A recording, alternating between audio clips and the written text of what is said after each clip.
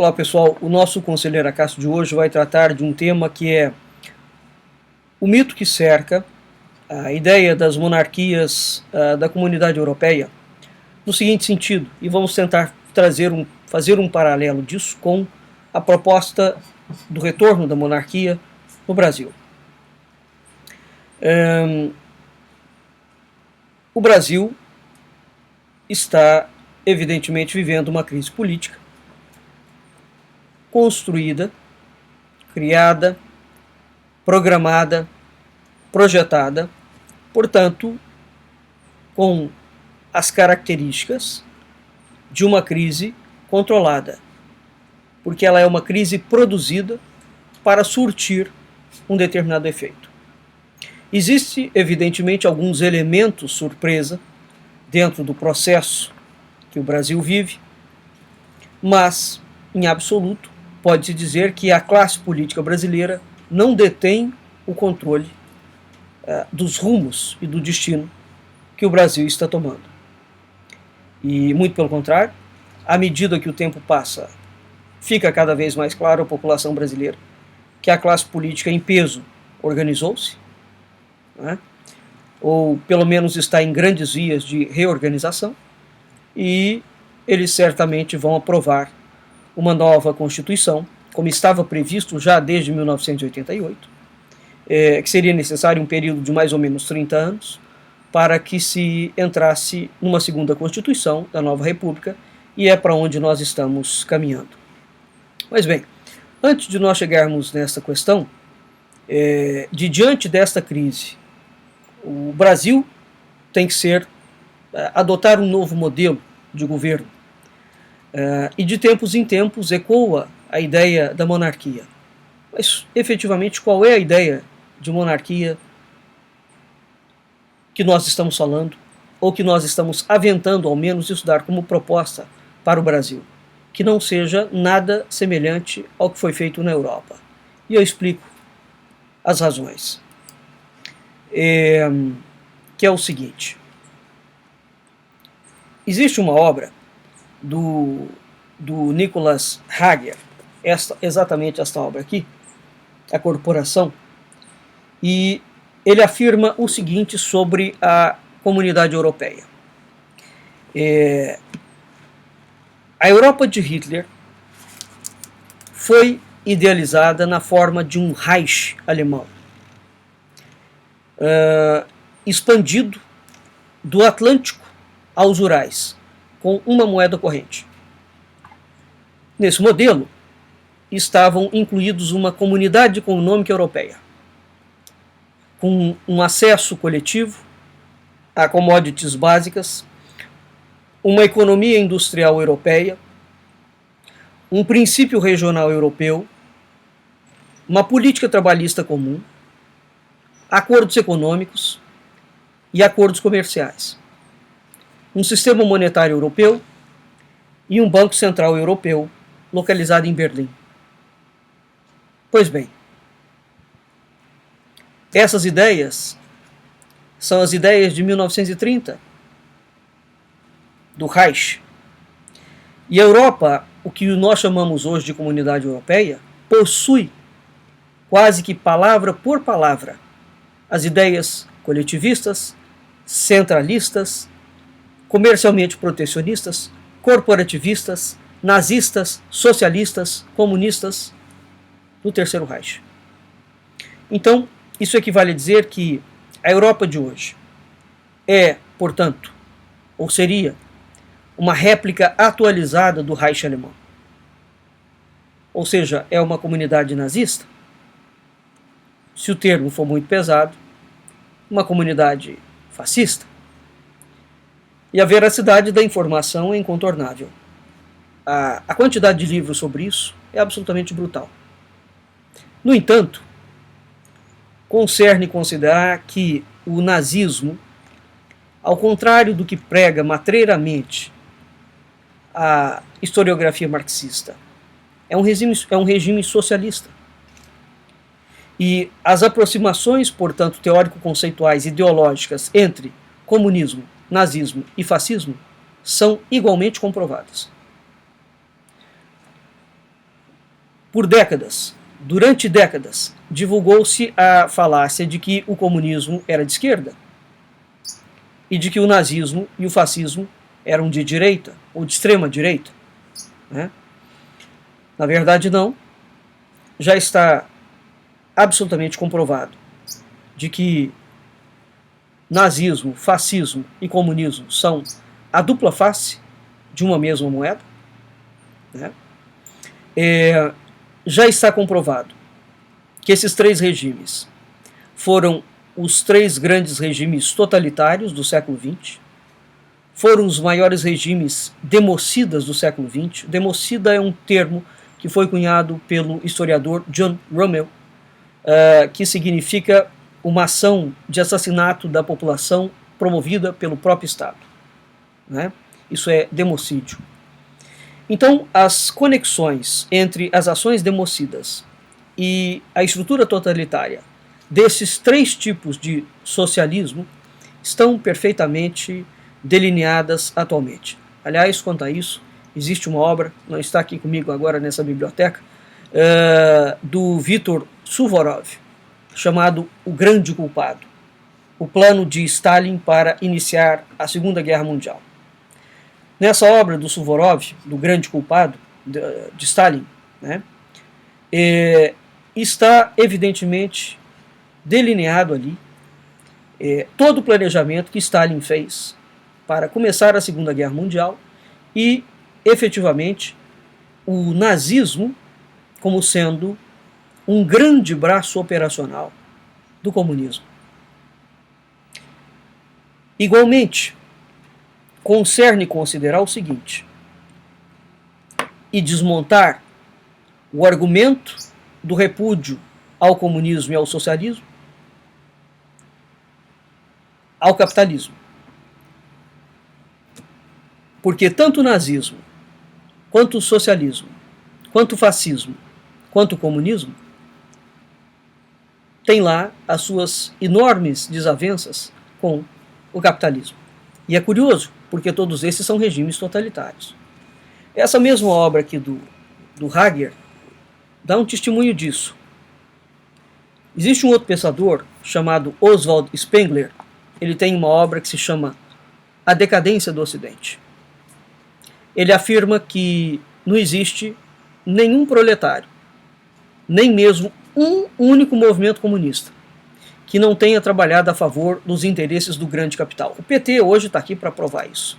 Toda a esquerda brasileira está aqui para provar isso, né? O governo do Lula e da Dilma Rousseff, os bancos nunca ganharam tanto dinheiro como ganharam.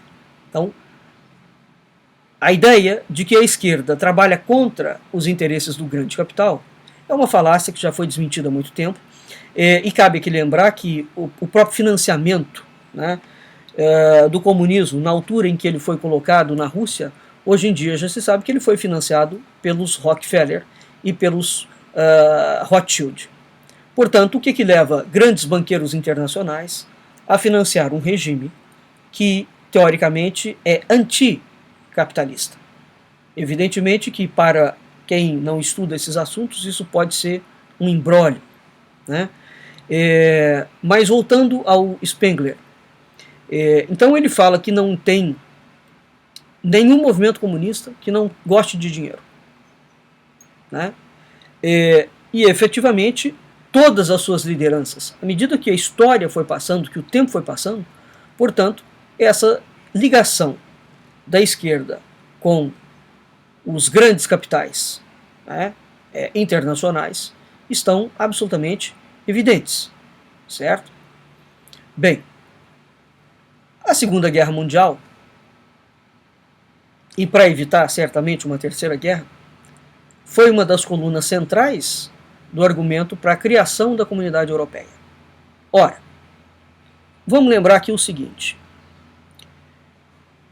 a Primeira Guerra Mundial, a maçonaria, aliás, antes da Primeira Guerra Mundial, a maçonaria no século XIX, quando ela surge precisamente com dois objetivos claros: destruir todas as casas monárquicas da Europa e destruir a igreja.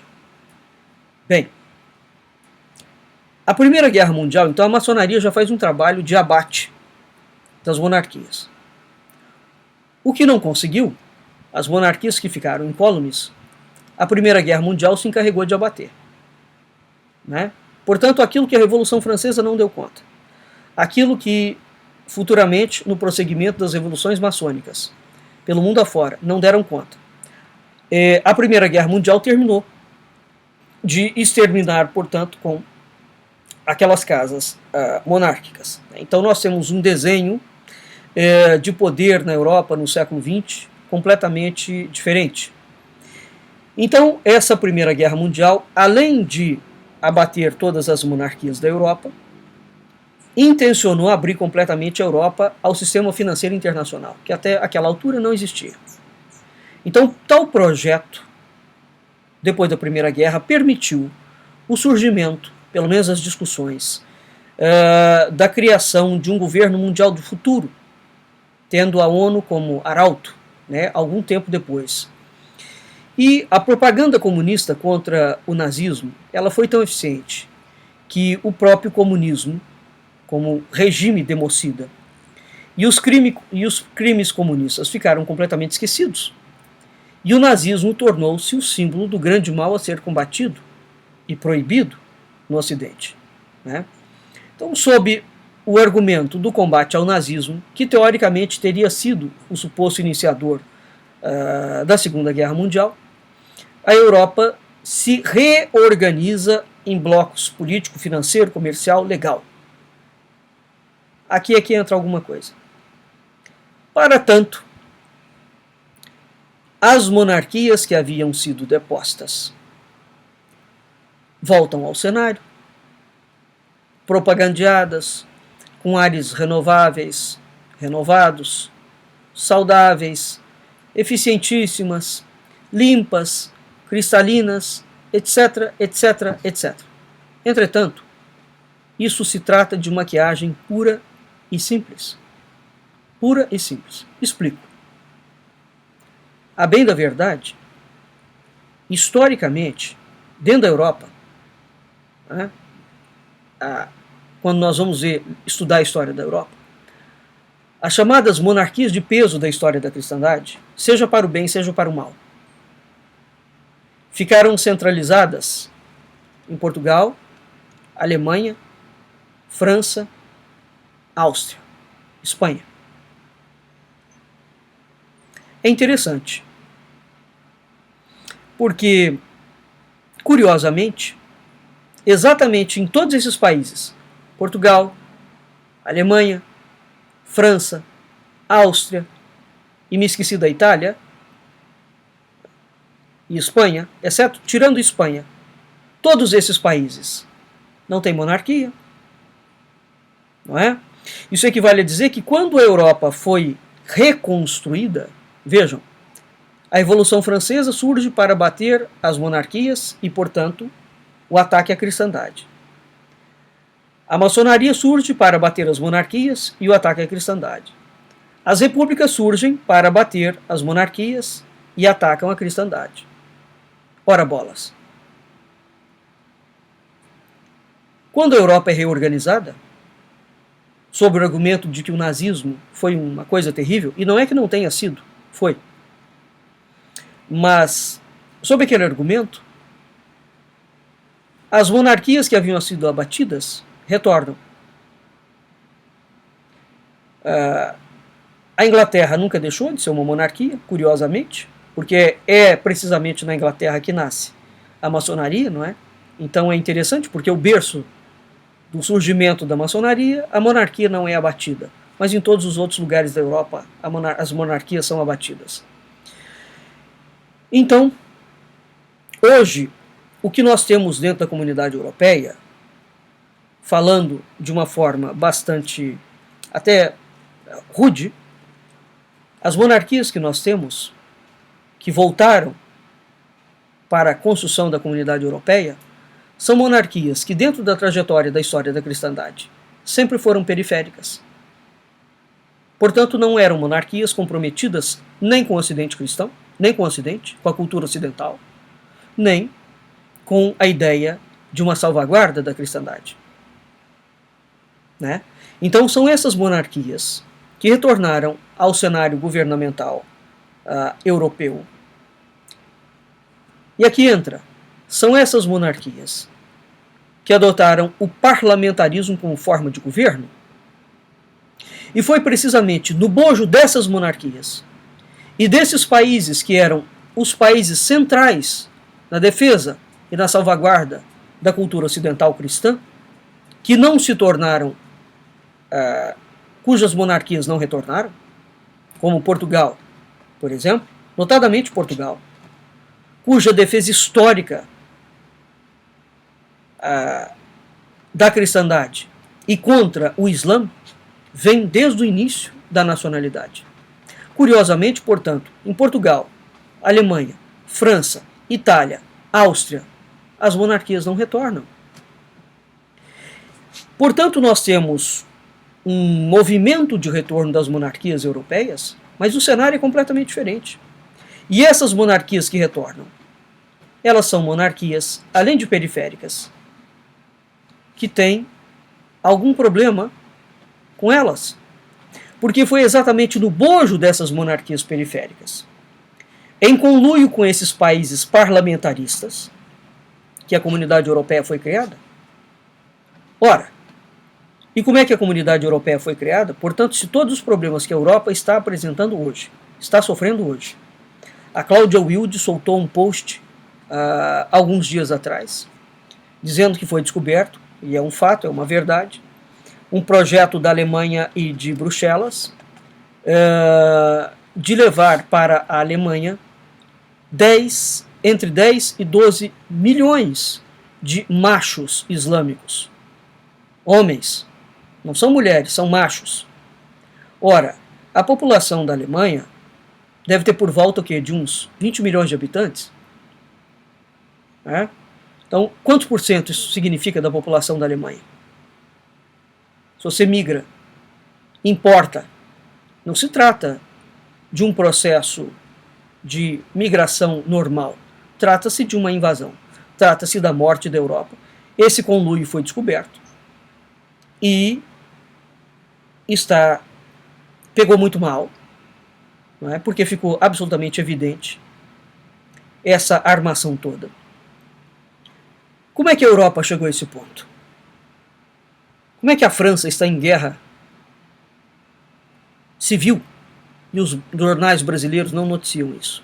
A Europa chegou a esse ponto precisamente por conta do modelo parlamentarista, com voto em lista fechada, que é inclusivamente o que o senhor Ronaldo Caiado defende para o Brasil. Né? E 100% praticamente do Congresso Nacional Brasileiro está falando agora, à torto e a barão, que o parlamentarismo é o melhor sistema para o Brasil. Aliás, os comunistas falam isso desde 1964. Pois foi exatamente o modelo parlamentarista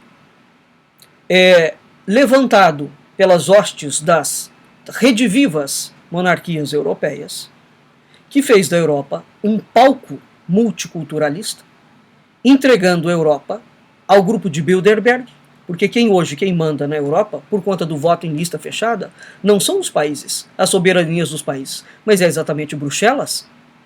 E quem manda em Bruxelas é o grupo de Bilderberg. Então a Europa está entregue ao Bilderberg e ao projeto do califado, ou do Islã. O Brasil, que sempre foi um país absolutamente atrasado em tudo, desde o momento em que o Império Maçônico foi instaurado, recolhe, com décadas de atraso, todos os modelos e teorias que já deram errado no mundo inteiro, para implementar aqui com ares de absoluta sapiência. Aqui é que entra aonde eu quero chegar. Feito essa consideração, ora, o parlamentarismo é um modelo que a qualidade do parlamento é determinante, não é? Para o modelo de gestão do país. Quando nós olhamos para a classe política brasileira, qual é a criatura que, em sã consciência, poderia pensar que um parlamentarismo com voto em lista fechada, ou mesmo que não seja um voto em lista fechada, funcionaria dentro do Brasil? Um segundo ponto. O projeto parlamentarista sempre foi o sonho de consumo da esquerda brasileira. Por que será? Evidentemente que tudo que os comunistas têm desejado para o Brasil é tudo aquilo que é o pior para o Brasil. Portanto, é só somar 2 mais 2 que nós chegaremos a 4, não é?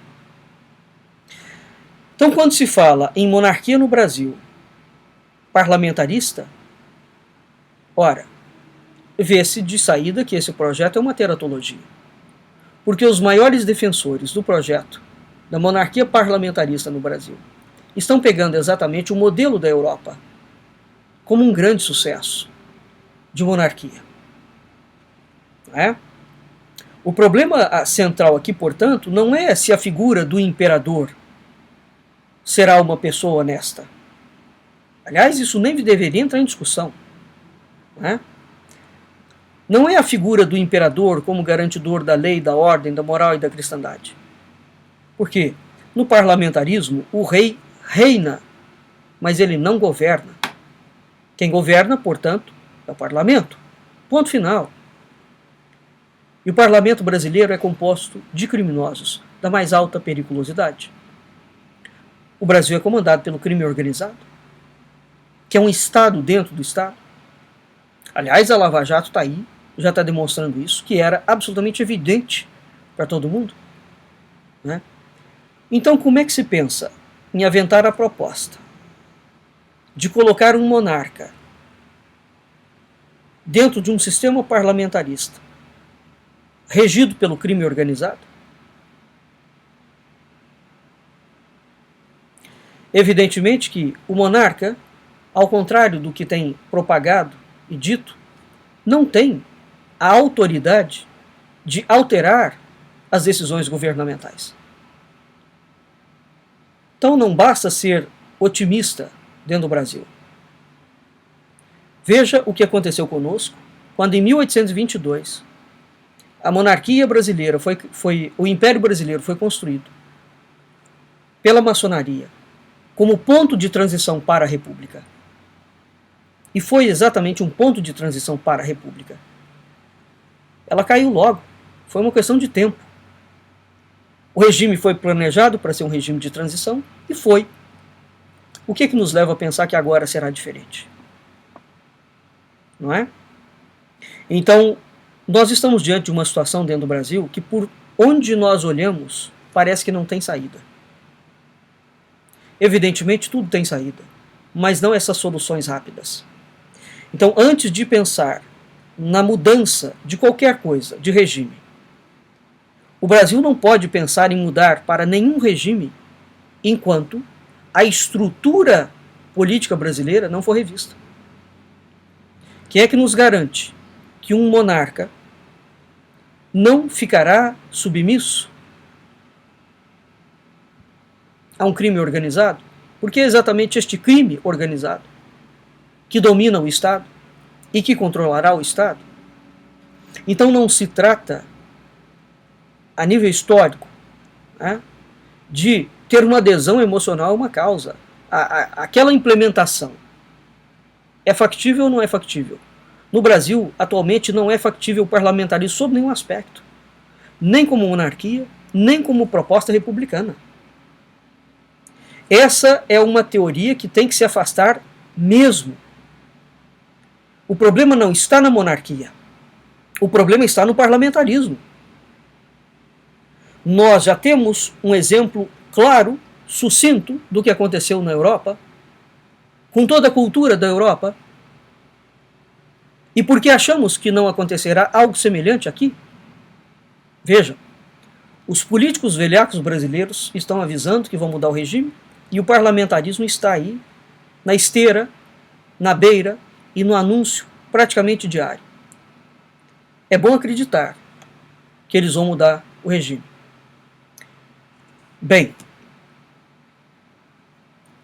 uma outra questão que nós temos que considerar: caso eles permitam um plebiscito para se escolher uma monarquia ou o regime presidencialista, quem é que há de pensar que no Brasil os políticos velhacos brasileiros, portanto o crime organizado no Brasil, vai mudar o regime, portanto aceita uma monarquia e se auto-exclui do poder? Quem é que manda no Brasil? Essa é a pergunta. Quem é que manda e quem é que mandará? Portanto, a situação da venda da monarquia no Brasil não é tão simples como parece, bem como a situação da venda de um republicanismo parlamentarista, né, de um presidencialismo parlamentarista. Ora, a Europa, repito, com toda a sua cultura, ficou refém de Bruxelas, dos banqueiros dos Países Baixos. Esses homens sempre sonharam em dominar a Europa e eles levaram 500 anos fazendo o projeto. O que leva o Brasil a pensar que a mera figura do imperador será maior do que todo esse esquema de crime instalado dentro da República. Então o Brasil vive de messianismos em messianismos, sempre em busca de um Messias falso, né? Nunca cultor do Messias verdadeiro. Portanto, esse projeto, se o Brasil quiser voltar à monarquia, antes ele terá que fazer um trabalho de base, de alta cultura e de tomada de espaço dentro da frente política. É impossível pensar em qualquer proposta dessa, porque isso não tem pé nem cabeça. Não é o rei que governa, o rei reina, ele não governa. Quem governa é o parlamento, é o primeiro-ministro. E no caso do Brasil, repito, está sendo aventado o voto em lista fechada, portanto não é nem o povo que escolhe os deputados, como é exatamente na Europa. Por que a Europa foi entregue de mão beijada para Bruxelas, para o grupo de Bilderberg e para o Califado Islâmico? Exatamente por conta do voto em lista fechada. E no caso da monarquia brasileira, eu encerro com mais um problema, bem como esse problema se estende também a Portugal, de uma forma ou de outra. A monarquia dos Bragança só pôde ser entronizada em Portugal porque não havia o herdeiro presuntivo da Casa de Avis. Entretanto, existe um documento oficial de Dom João IV, que é o primeiro rei da dinastia de Bragança, chamado O Juramento da Imaculada Conceição de Maria. Nós publicamos esse documento na íntegra. Para quem desconhece o assunto que rege as monarquias, um documento real não perde a validade nunca. Neste documento, Dom João IV se coloca como regente e todos os seus descendentes da Casa de Bragança, da coroa portuguesa, até o momento que o verdadeiro herdeiro da Casa de Avis retornasse. Existe um herdeiro presuntivo da Casa de Avis que está no Brasil apresentando-se como herdeiro presuntivo da Casa de Avis e está soltando alguma documentação. Eu não o conheço. Entretanto, parece que, até o momento, ao menos do que eu pude ver, as documentações parecem estar corretas. Mas isto é uma questão dinástica que envolve a dinastia de Avis e a dinastia dos Bragança. Se isto se configurar, efetivamente nós temos um imbróglio aqui que terá que ser resolvido e, nesse quesito, as leis que regem as dinastias, as leis nobiliárquicas, são muito claras. Portanto, esse assunto é um assunto de altos especialistas. No caso do Brasil, nós temos o Dr. Mário Meroé, não é? Que tem livros sobre isso publicados. Mas, a parte esta questão, independentemente da Casa de Avis ou da Casa de Bragança, a discussão da monarquia neste momento, ou a discussão do parlamentarismo no Brasil neste momento, seja pela via monárquica, seja pela via republicana, é alguma coisa que é impensável de se propor. Porque aí o crime, que já está institucionalizado, deita raízes definitivas e não há como tirá-lo. Porque uma vez que o voto em lista fechada seja instaurado, acabou. A Europa está aos frangalhos. O resultado? A entronização de falsas monarquias, monarquias periféricas, que nunca estiveram comprometidas com a história do Ocidente e da cristandade. Né? Portanto, é preciso tomar muito cuidado com essas coisas, porque não se trata aqui de uma mera replicação. Deu certo na Europa, dará certo aqui. Não deu nada certo na Europa. Não deu nada certo na Europa. Portanto,